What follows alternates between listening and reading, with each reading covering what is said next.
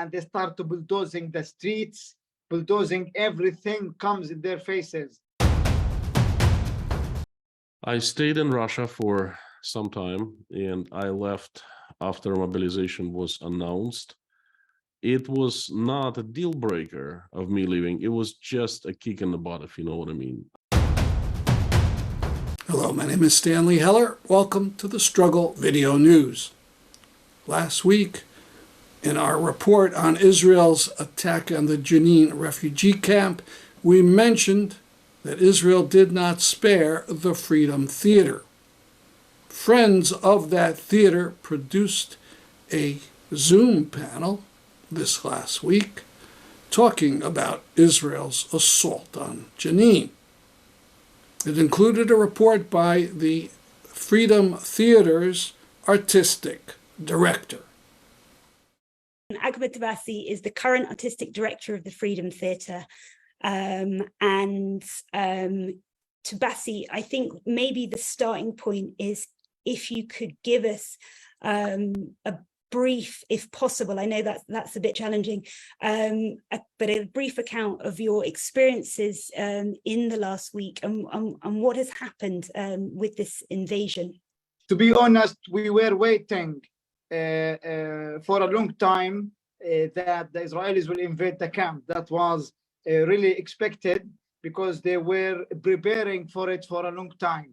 But we didn't expect this brutality in this time after the 2002. This invasion, it's really look like and the same invasion in 2002.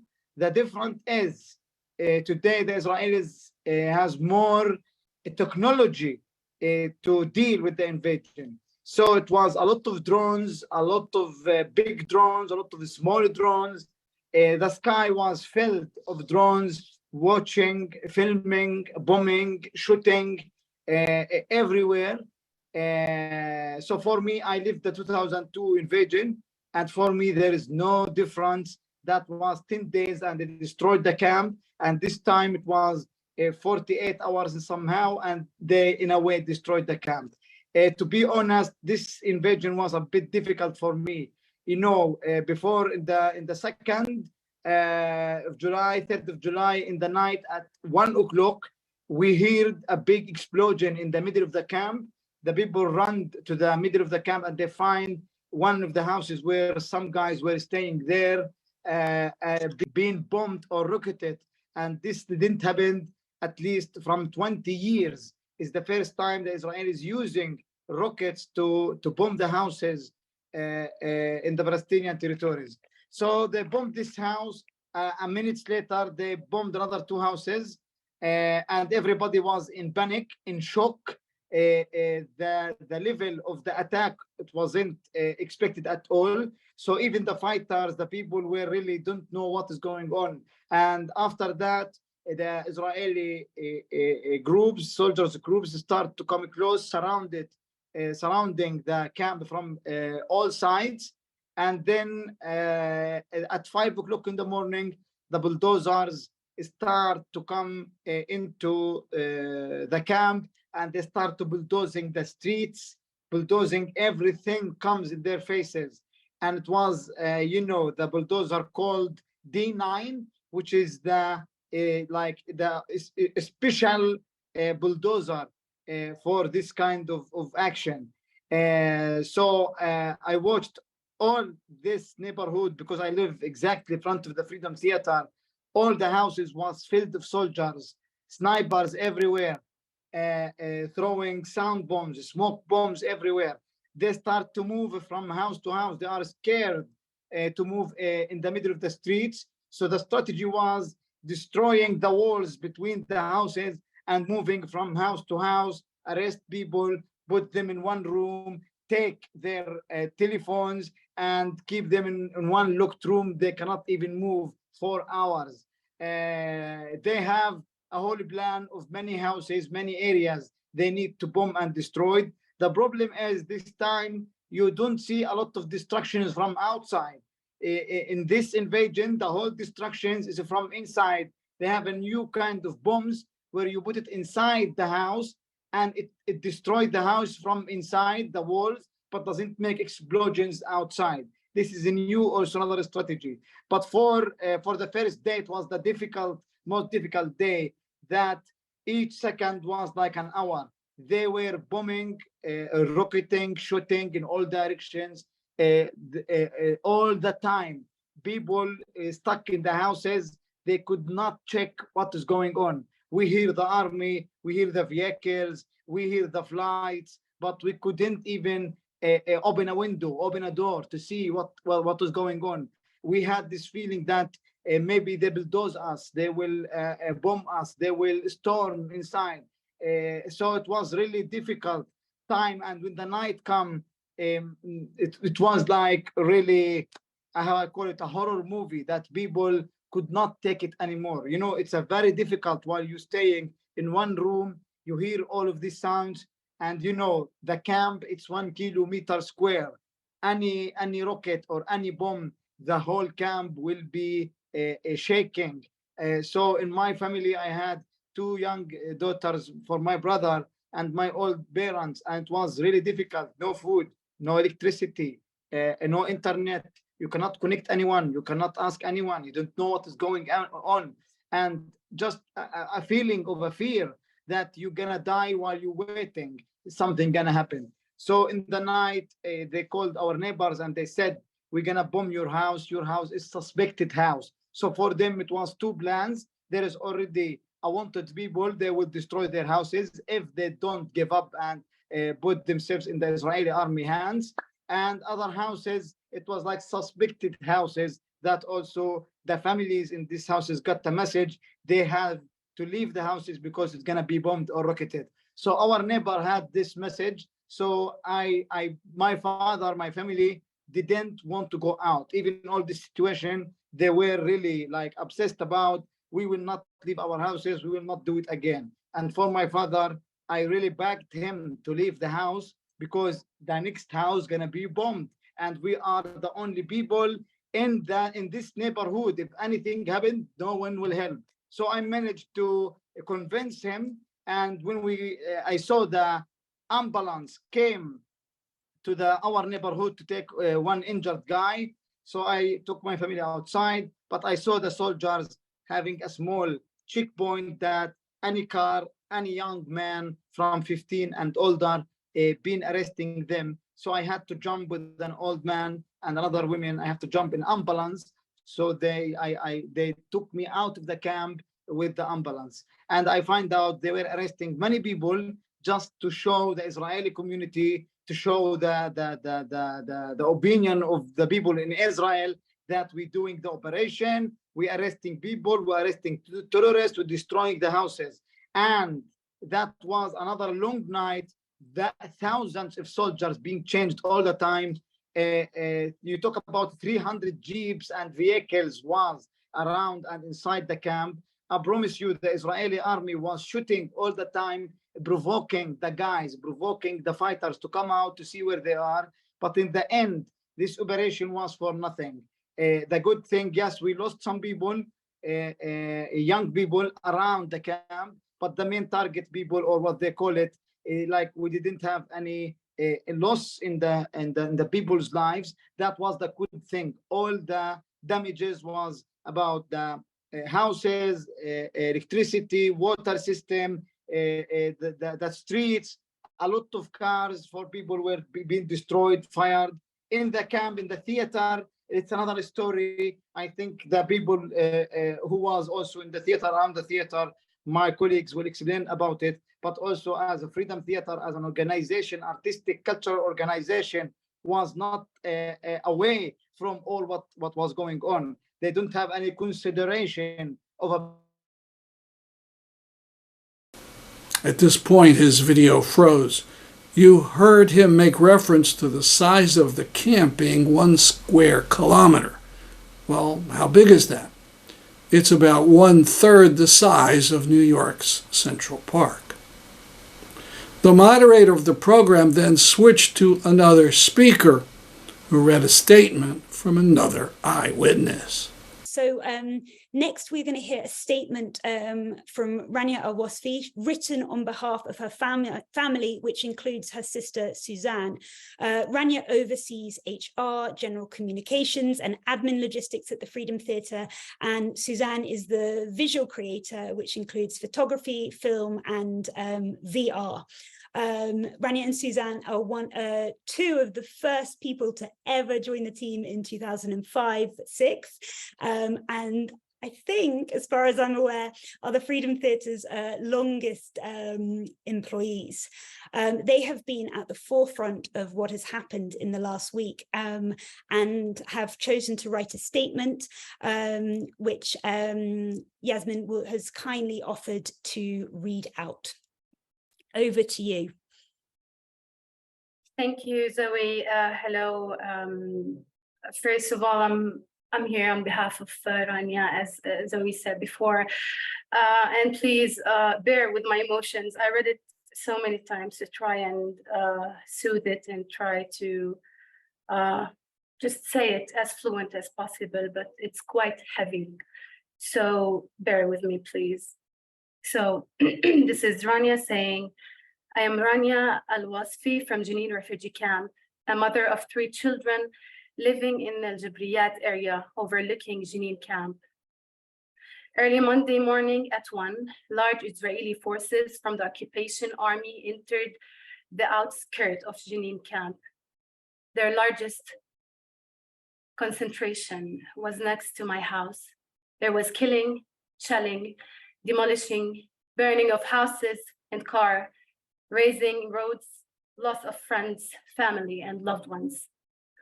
I called my mother crying and asking her to leave with my family from the camp because I'm afraid that she will die. She refused, and my brothers refused to go out. They would prefer to die in their house than be displaced again. They would prefer not to surrender. I realized that I was losing them. I cried so hard that the tears dried up. My heart stopped in fear. The shelling began, the clashes began, then the invasion began, and I watched out the window as the troops of armed personnel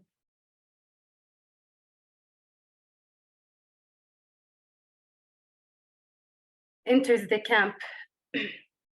Their number was innumerable. If these forces and equipment entered a country, I would expect they would occupy it. Such very, very large forces just to invade a camp, a kilometer square, I could have died from fear for my family. My camp, I adore my camp. I was born and lived my best days in this camp. At 10 a.m., my family's house was bombed by the occupation planes.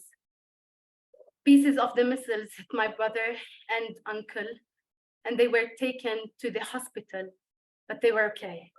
At 4 o'clock in the afternoon, soldiers entered my family's house, detained them in a room, confiscated their mobile phones, and cut off communication with them. And since then, we did not hear any news about my sick mother, my sister, or my brother's wife, and her young children. In the evening, the army asked the camp residents to leave the houses because they wanted to bomb the houses there. The planes left, but all the people were not allowed. The rest of the army has been in the house for 2 days, and they refused to let my family out. They investigated my mother about the camp, the resistance, the camp's people, and the neighbors.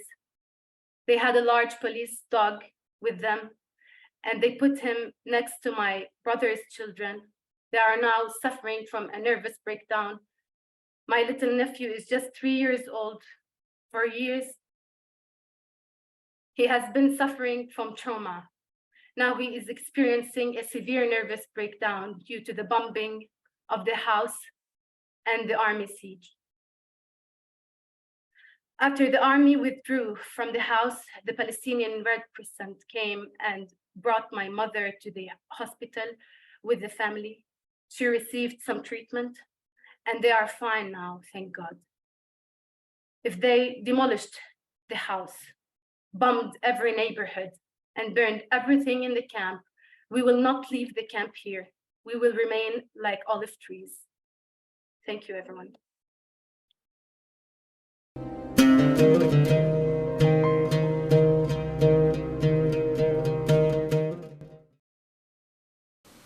Turning to Ukraine. Let's start by talking about the issue of cluster bombs. I remember when Israel spread something like 1 million cluster bomblets over the southern part of Lebanon.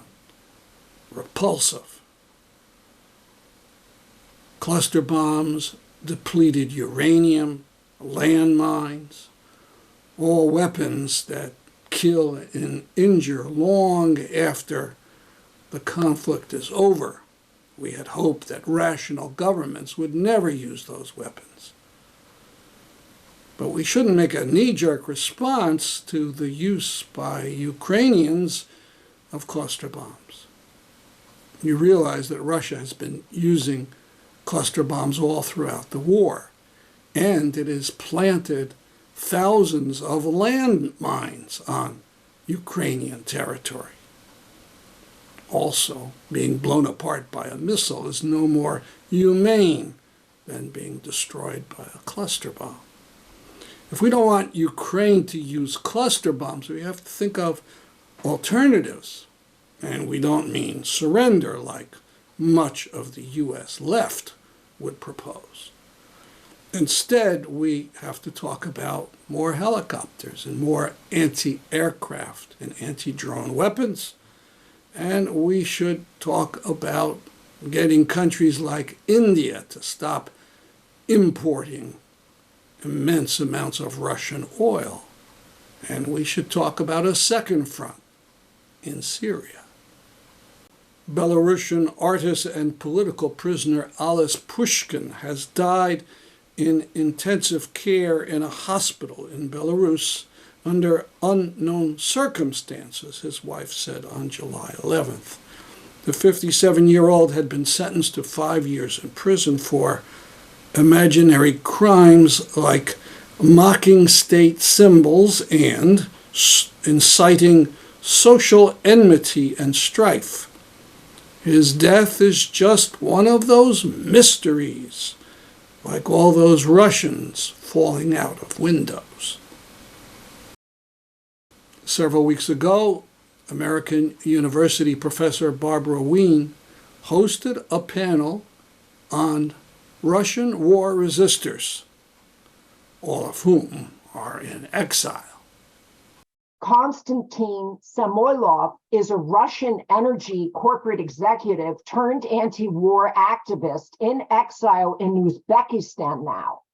He is the host of Inside Russia daily show on YouTube, and he's the creator of the Tashkent International Breakfast Club, where Russians and Ukrainians meet, make amends, dialogue, talk, and heal together. To me, as a Russian person these days, it's very emotional when people from other countries accept you, because usually it happens like vice versa.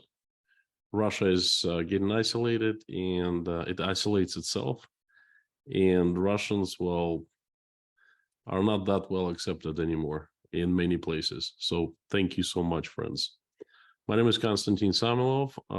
I am Russian. I was born in Russia, well, the USSR, raised in the USSR. At age 20, I left Russia for America. I studied at an American university, and I spent around 9 years in the USA. I returned to Russia in the early 2000s. To immigrate to the USA was not my idea, but I just had an experience of living in a different place, and I enjoyed living in Russia. I loved Russia very much. I consider myself a patriot.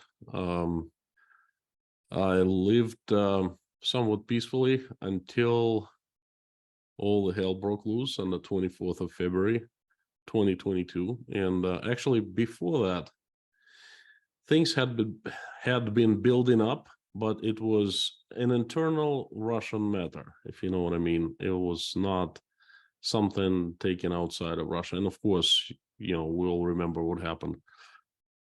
On the day of 24th of February, I made a decision that I was going to leave Russia. It's just not easy. You can't, I'm a father of 5, I'm a husband, I'm a son. I had a job. I had been with the company for about 20 years, a little less than 20 years. I was pretty known in the industry. Industry does not exist in Russia anymore. Well, on that day, I sat down with my wife. We decided that we didn't want to take part of that, and we wanted to leave.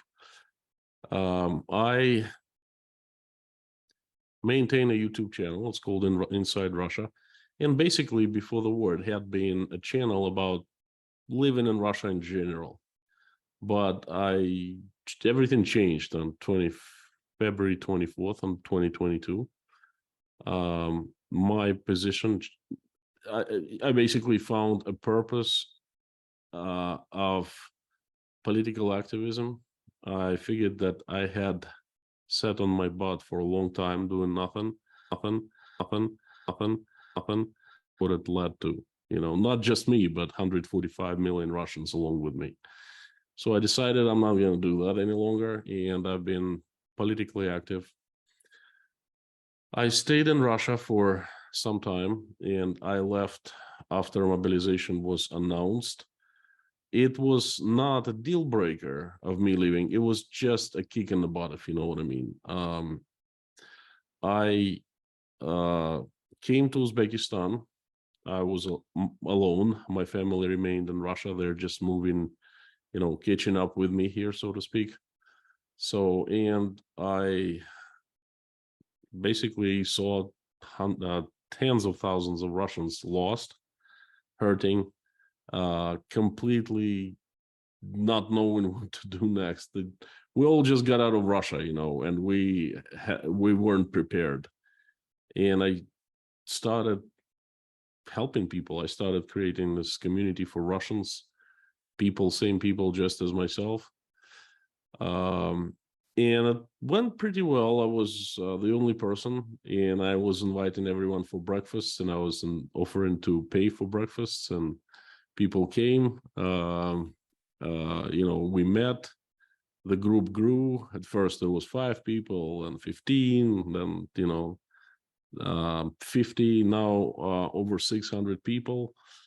Around New Year, I figured that the purpose of me doing this work in Tashkent, in Uzbekistan, must be bigger. And I decided that I didn't want just to bring Russians together so we could have a support group. We needed to be more active. We needed to become, we needed to start trying to fix what our government broke. And I started inviting Ukrainians. It was a very scary move because, you know, we're at war with Ukraine. Nevertheless, Ukrainians came, one family at first, and then another family, and then I was inviting them, and then people started going. Right now, we have about 5 families, and people seek us, so they drew in this word of mouth, so to speak. My goal is to have people from Ukraine and Russia sitting at one table, breaking bread, you know, talking, discussing things. And I want to show the world, I want to show Ukrainians that not all Russians are animals. Basically, not all Russians want this war. Not all Russians support. And so far, it's been going pretty well. I also maintain online community that's a little bigger. It's about 225,000 people. I live stream daily. I give my opinions on things that happen in Russia every day.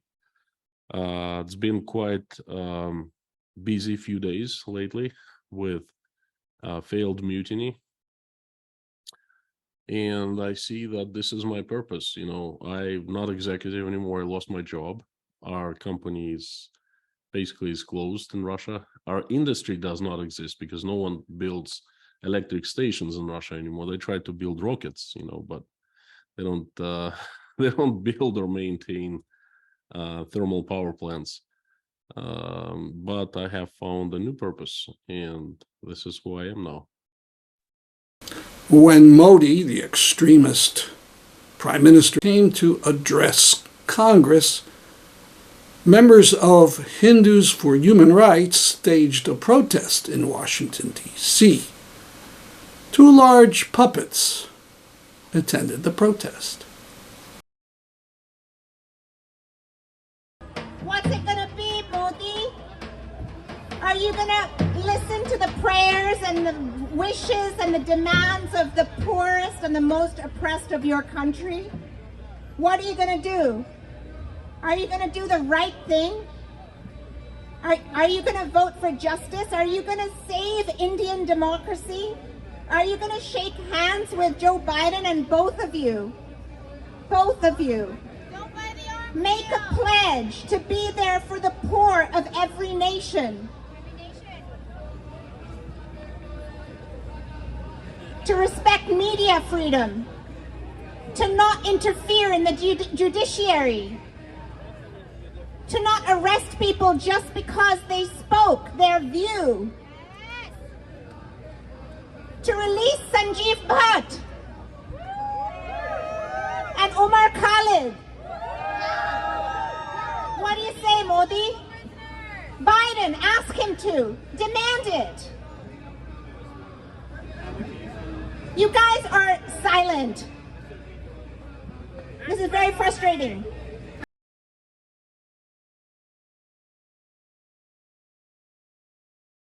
That's our program for today. See you next time on The Struggle Video News.